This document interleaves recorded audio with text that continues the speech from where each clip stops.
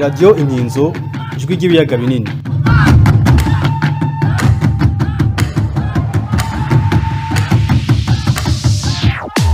Auditeurs de la radio Inkinzo, la voix des Grands Lacs, c'est le moment du journal en français. À la présentation, vous êtes avec Madame Esther Muchowinori. Dieudonné Balakanfitiye est à la cabine technique. Jérôme Semutungwa assure la coordination de ce journal réservé à la situation à l'est de la RDC. Encore une fois, bienvenue.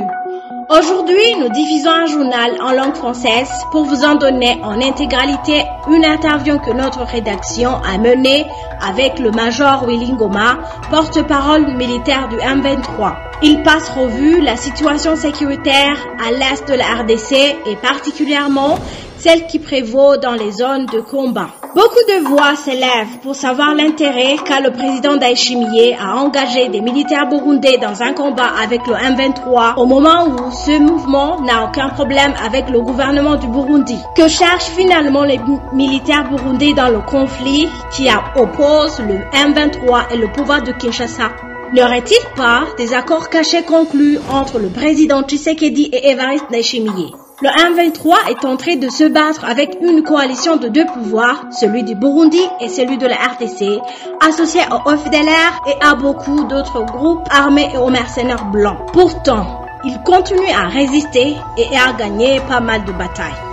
Puisque le président Tshisekedi a catégoriquement refusé les négociations avec ce mouvement, le M23 pourrait-il remporter la victoire militaire? Ou il continuera à résister jusqu'à quand? Quels sont ses atouts? La réponse à toutes ces questions, c'est avec le Major Willy Ngoma, porte-parole du M23. À la première question de savoir ce qu'il pense de l'engagement ferme du pouvoir CNDD-FDD à combattre le M23, sa réponse est sans équivoque. Merci. Vous avez dit que non, ils envoient. Ils ont envoyé, puisqu'ils ont envoyé 1800 militaires qui sont venus de Baraka, ils sont arrivés à Bukavu et ils sont à Goma.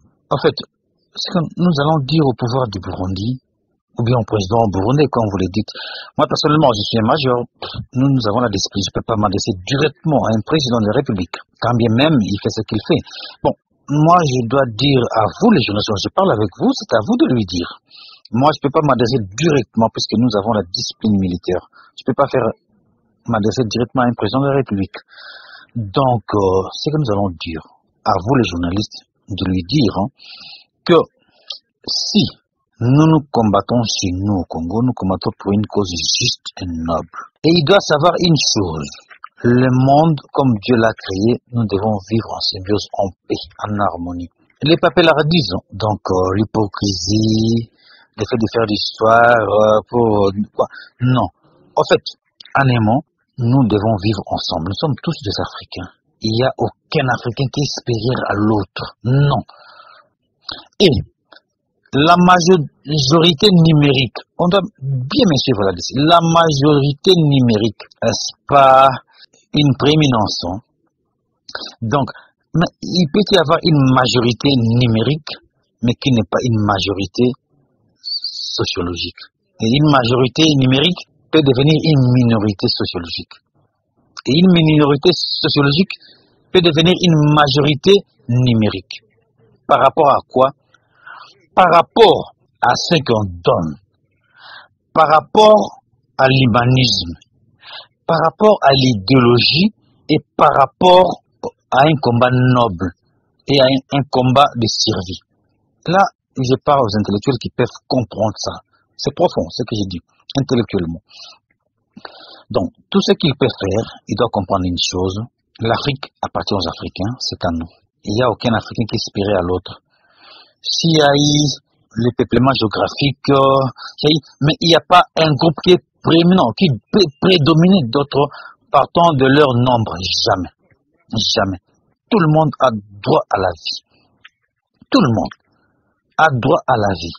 Et ce qui dit, on peut comploter tout ce qu'on peut faire, mais je vous dis, on ne peut jamais effacer une ethnie que Dieu a créée sur cette terre. Le soleil, lui, pour tout le monde. Donc, on peut faire tout ce qu'on veut, mais à la dernière minute, on se rendra compte que non, l'énergie est utilisée en vain. On peut profiter du temps, du moment, mais avec une mauvaise volonté, d'exterminer l'autre, on n'arrivera jamais. Mais ce qui compte, les gens doivent vivre en harmonie et en paix. Tout le monde. Donc, j'ai beaucoup parlé, j'ai parlé aux intellectuels, ils comprennent ce que je dis. Donc, ça ne sert à rien.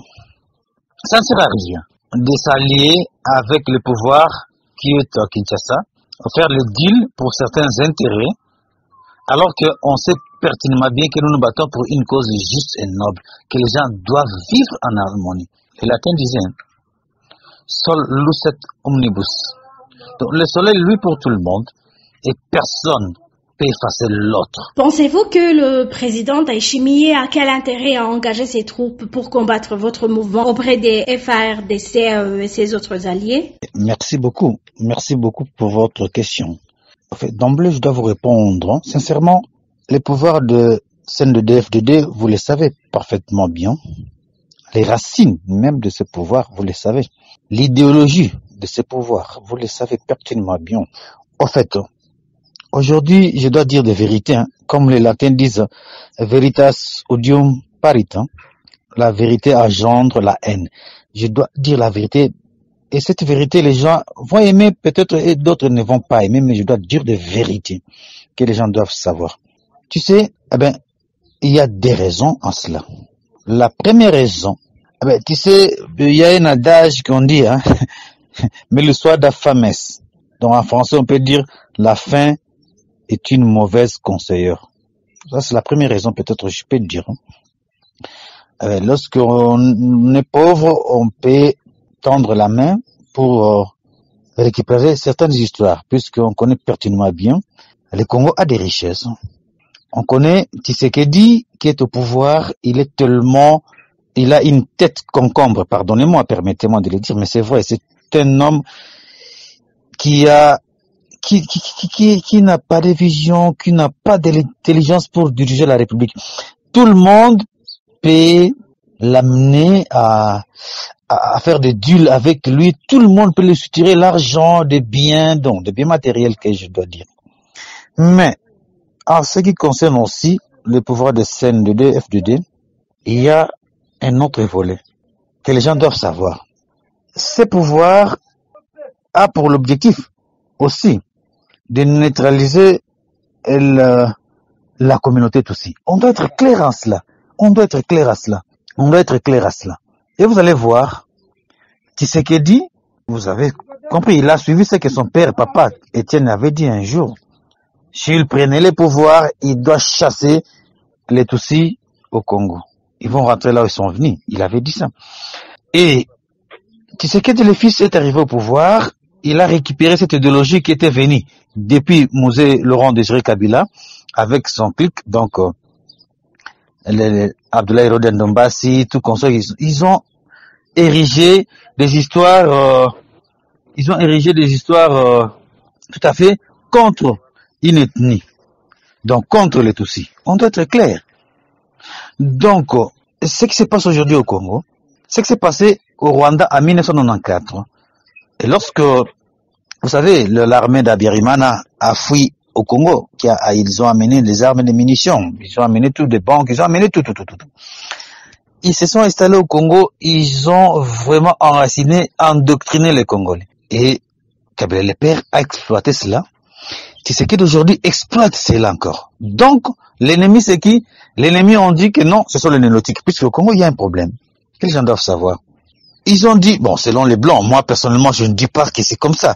Il y a 4 grands groupes ethniques. Nous avons les Bantous, nous avons les Nilotiques, nous avons les Soudanais et nous avons les Pygmées. Mais qu'est-ce qui se passe? Parce qu'aujourd'hui les problèmes se posent au niveau des Nilotiques, comme ils les ont appelés.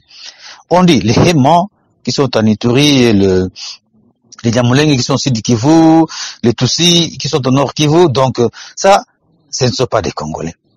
Alors, cette théorie est tellement ancrée dans la boîte encéphalique des Congolais, à quelle enseigne. D'autres qui sont à l'extérieur et à l'intérieur en profitent. Et ils se font maintenant une idéologie. Et cette idéologie aujourd'hui, c'est quoi? C'est, non, il faut contrecarrer les Nilotiques, puisqu'ils veulent créer l'empire Héma et Hima. Vous comprenez? Donc, que ce soit en Ituri, on massacre les Héma. Au Sud Kivu, on massacre les Tutsis, les Banyamulenge. Au Nord Kivu, même on incendie, on pille leur bétail. Donc, l'idéologie génocidaire de FDLR, aujourd'hui, et ces gens-là, qui sont contre l'ethnie Tutsi, ils montrent que non, ce sont les étrangers, ils sont venus de quelque part. Et voilà cette raison, il y a eu les dulles. N'oubliez pas, puisque lorsqu'il y avait la guerre des RCD, vous vous en souvenez, Mosé Kabila avait dit une chose, il était allé au Gabon pour voir Ali Bongo. Donc il a amené l'idéologie que non, il y a un conflit entre le Bantou et les Nilotiques. Donc qu'il faut nécessairement préserver. Ils ont cité des histoires que je ne peux pas... Donc, de terre à terre, hein, des idéologies terre à terre, qui n'est pas scientifique. En fait, mais c'est ça. Ces gens-là ne veulent pas voir une catégorie de la population. Et ils sont fait maintenant une idéologie. Et aujourd'hui, donc, il a fait les deals. Le président Ndayishimiye a fait les deals avec Tshisekedi. Ils étaient venus avec l'Est African Community Regional Forces. Nous les avons cédé des zones. Mais ils s'habillaient en tenue militaire de FRDC pour faire quoi? Piller, incendier des maisons de Tutsis. C'est clair, c'est vérifiable. Donc, en un mot, il y a ces deux raisons. Une raison économique et une raison d'ordre d'éradiquer les Tutsis. Ça, c'est normal, c'est clair. En fait, c'est clair, ça. On ne peut pas se mâcher les mots. Aujourd'hui, je vous parle de la vérité que tout le monde doit les comprendre. Merci. Vous avez toujours demandé des négociations avec le président Tshisekedi pour trouver ensemble une solution pacifique à cette crise. Mais ce dernier a été catégorique, qu'il ne négociera jamais avec votre mouvement. Que va-t-il se passer finalement? Nous sommes les jusqu'au-boutistes. Nous allons nous battre. Nous allons nous défendre. Pourquoi? Premièrement, pour le salut du peuple. Comme les latins disent. Chez nous, donc, au sein du 23, nous disons salus populi suprema lex est. Mais les peuples, pour nous, c'est les rois. Nous allons tout faire pour sauver le peuple. Le salut du peuple, c'est notre devise, c'est notre providence, c'est tout pour nous, le salut du peuple. On ne peut pas tuer quelqu'un à cause de sa morphologie, à cause de son appartenance ethnique, à cause de sa langue. Mais non, c'est ce que nous disons. Donc, nous allons continuer de nous défendre et protéger la population. Nous allons le faire, monsieur. Donc, nous avons demandé, comme vous l'avez dit, nous avons commencé à signer d'abord le cessez-le-feu unilatéral que le gouvernement avait refusé de signer. Et ils ont refusé les dialogues. Ils ont dénigré même le chef de la région qui demandait les dialogues. Ils ont dénigré ça. C'est l'orgueil, puisque, tu vois, on dit aussi que lorsque quelqu'un croit qu'il a beaucoup d'argent, ça mène l'orgueil. Donc, pour nous, nous disons ceci, la prudence est la mère des sûretés. Nous sommes prudents en cela. Et nous remarquons tout ce qui se passe. C'est pas donc lorsqu'ils s'unissent pour faire n'importe quoi, pour dire n'importe quoi, donc pour yoter dans ce sens-là, mais nous disons, quant à nous, nous allons continuer à nous battre, ric-rac, à nous défendre. Vraiment, nous allons le faire. Nous allons le faire. Et Dieu est avec nous. Nous avons la détermination. Je pense que nous y arriverons. Nous y arriverons. Nous y arrivons. C'est comme on dit, tel le prix qu'ils croyaient prendre, puisque donc on subit souvent le mal qu'on a voulu faire à autrui. Et je pense que tout ce que le gouvernement planifie, tout ce que ces gens planifient, ils vont le subir eux-mêmes. Donc, comme les latins disent, vae victus. Donc, malheur aux vaincus, ils vont être défaits, ils seront vaincus un jour. Merci. Avez-vous la force nécessaire pour résister contre deux pouvoirs qui ont les moyens de l'État et qui sont associés avec beaucoup d'autres groupes et des mercenaires blancs? Pensez-vous que vous pouvez gagner cette guerre? Quels sont vos atouts, puisque nous remarquons déjà que vous avez gagné pas mal de batailles? Merci infiniment pour cette question. C'est une question tellement capitale. Vous me demandez, est-ce que nous pouvons gagner la guerre? Et quels sont nos atouts? C'est cela que vous demandez. Tout ce qui a fait la coalition avec l'FDLR, le Wagner, le APCLS. Vous avez cité, pour moi, je continue à citer votre liste, puisque peut-être vous ne connaissez pas les groupes qu'ils ont amenés. Il y a l'FDLR, il y a les mercenaires blancs, il y a ces miliciens réservistes, comme ils ont appelé, que toi tu cites avec d'autres noms. Ça ne sont pas les Ouazalènes. Les patriotismes, ce n'est pas ça. Ça, ce sont des fumeurs de chanvre. Ils ont amené les Kodeko, qui tuent Anitori, qui massacrent les Ema. Ils ont amené les Maïmaï, qui ont tué, qui tuent Aminemwe. Ils ont amené les partout. Tu sais qu'ils ont amené le 34e, 16e régiment des FARDC. Ils ont amené les 33 08e régiment, ils ont amené le 34e 12e régiment, le 34e 10e régiment, le 34e 11e régiment, le 34e 04e régiment, 11e brigade de réaction rapide, unité spéciale de GIR qu'on appelle les Zibou. Donc ils ont mélangé avec ça. Donc je vous cite encore APCLS, FPPH. Donc tous ces tralala qu'ils ont amenés, mais ils n'ont jamais réussi à nous faire reculer d'une semelle. Non, ils n'ont pas pu. Et ils ne le pourront jamais. Nos atouts, c'est quoi? Nous avons des atouts. Premièrement, nous avons Dieu. Comme j'ai toujours dit, nous avons Dieu. Nous avons commencé cette révolution avec 5 Kalachnikov et nous avons tenu. Et ils avaient des BM, ils avaient des hélicoptères, ils ont tout fait pour nous éliminer, mais Dieu nous a gardés. Donc c'est le premier atout, nous avons Dieu. On a fait 6 ans dans l'effroi, on a supporté la faim. Pendant 6 ans, on partait par-ci par-là, mais Dieu était avec nous, pour nous enseigner, pour nous instruire. Et aujourd'hui, il n'y a aucune chose qui peut nous faire peur. Ce n'est pas une grande armée qui donne la victoire, le cheval est équipé, mais la victoire appartient à l'Éternel. Là, soyez-en sûrs. Donc, ils ont amené tout cela, ils n'ont pas pu. Ça, c'est notre premier atout, c'est Dieu. Deuxièmement, nous avons la détermination. Troisièmement, nous avons la connaissance. Et nous avons la discipline. En cela, il faut ajouter, nous avons des bons leaders. Ceux qui dirigent la politique, Bertrand Messimo.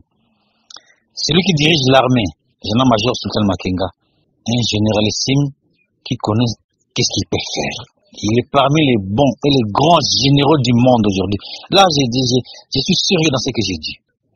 Donc, aucune chose peut ébranler notre détermination. Faisons sûrs. Donc, ce sont nos atouts. On peut amener tout ce qu'on peut amener. On peut amener les avions, les appareils. Oh non, rien ne peut tuer la vérité. Nous combattons pour la vérité, pour une cause noble et juste. Et nous serons vainqueurs. Croyez-moi. Merci. Est-ce que vous ne pensez pas qu'il y aurait un plan de génocide des Tutsis derrière cette collaboration Tshisekedi-Évariste Ndayishimiye? Mais il y a un plan tellement tracé, donc dans ce sens-là. Et que Ndayishimiye, Tshisekedi ont ces dieux-là qu'ils le font. Donc, ils disent quoi? Vous suivez ce que nous les Congolais, nous disons, donc les gens disent ce qu'ils pensent. Donc, ce qu'ils pensent, ils disent ça ouvertement. Ils ont dit que non, il faut d'abord que les M23, ce ne sont pas des Congolais. Pourquoi ils ont dit ça? Ils savent que nous sommes des Congolais. M23, c'est que nous avait demandé la liste de notre armée lorsqu'on travaillait ensemble avec lui. Ils ont compris que 99% de notre effectif était au sein du FARDC. Mais qu'est-ce qu'ils ont dit maintenant? Non, vous n'êtes pas des Congolais, vous êtes des Rwandais. Ça veut dire quoi? Ils ont dit que la plupart de ceux qui dirigent les M23, non, ils disent que non, ce sont des gens de telle ethnie et telle ethnie. Tout cela, c'est quoi? Pour faire haïr une ethnie. C'est un plan, c'est un plan. Et qu'est-ce qu'ils ont dit? Ils ont dit que non, il faut donc dire que non, assimiler les M23 aux Rwandais, pour chasser les M23, les exterminer et aller changer le pouvoir au Rwanda. Voilà le plan, enfin que tous ces Hutus, je dois dire ça ouvertement aujourd'hui, qui ont cette idéologie, il faut revenir au pouvoir qui était le pouvoir d'Aberyaimana, Juvenal. Ça c'est clair. Donc, c'est ça qui se passe, c'est la vérité. Les gens, c'est la vérité. Donc, ils sont tellement hantés dans le sens, omnibulés par le sens d'exterminer, d'effacer une ethnie. Ah, c'est les plans. C'est tout à fait normal. Donc, ils ont ces plans. C'est tout à fait normal que les gens puissent les comprendre. Donc, ils ont ces plans qu'ils veulent mettre en exécution, mais je crois, Dieu est vivant, Dieu connaît la réalité ils n'arriveront jamais à ces plans. Eh bien, c'est ça que nous disons. Donc, les gens doivent vivre en harmonie, en paix, tout le monde. On ne peut pas exterminer quelqu'un à cause de son faciès. Non. C'est ça. Donc, ce plan machiavélique ne sera jamais mis en exécution. Ils vont tenter, mais ils ne vont plus réussir. C'est le plan. Que dites-vous à la communauté internationale, le Conseil de sécurité des Nations Unies, l'Union africaine et la communauté des États d'Afrique de l'Est qui assistent impuissants, qui ne disent et ne font rien face au génocide des Tutsis à l'Est de la RDC? Merci pour votre question.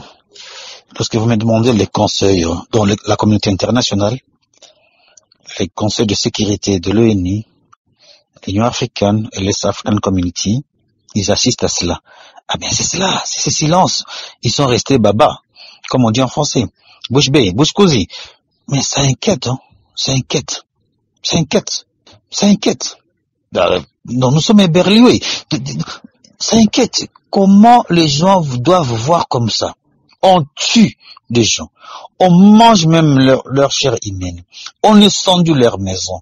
On pille leurs bêtes. Pourquoi? Puisqu'ils sont nés aussi. Puis à cause de leur faciès, de leur morphologie, de leur langue. Et tout le monde croise les bras, tout le monde ferme la bouche. Ça inquiète. Ce qu'on doit demander à la communauté internationale, c'est ce qui s'est passé au Rwanda en 1994. C'est comme si ça n'a pas donné la leçon au monde. Mais c'est ce qui se passe. On tue les Hema, on tue les Banyamulenge, les Tutsis, Banyamulenge, on tue les Tutsis du Nord Kivu. Mais les gens, tout le monde ferme la bouche. Donc, on ne peut pas entrer dans les détails puisque je risque de dire beaucoup de choses là-dessus. Mais c'est regrettable. C'est très regrettable. On leur demande une chose, de comprendre tout le monde a droit à la vie. Et toutes les vies humaines se valent. Ils doivent réfléchir et réagir. Et tous les présidents qui disaient que non, on ne peut pas admettre qu'il y ait encore un génocide en Afrique. Mais il se passe des massacres. Nous allons tout droit au génocide au Congo contre une ethnie. Mais pourquoi les gens c'était ceux qui disaient que non, on ne peut jamais accepter cela? C'est le temps d'agir, qu'ils puissent réagir. Le monde doit comprendre une chose, les nélotiques du Congo, comme je sais pas entre guillemets, ces mots sont en danger. Ils doivent réagir. Ils doivent pas continuer à soutenir les pouvoirs de ceux qui travaillent en connivence avec les FDLR, les Codeco, les mercenaires blancs, pour exterminer une catégorie de gens, une ethnie. C'est le moment d'agir. C'est le moment. Qu'on ne puisse pas dire ce qui s'est passé au Rwanda en 1994, non, mais c'est le moment maintenant d'agir afin qu'il ne soit pas trop tard. Merci. Amis auditeurs, c'est la fin de ce journal. Au micro, c'était Madame Esther Mutowinore. À la prochaine.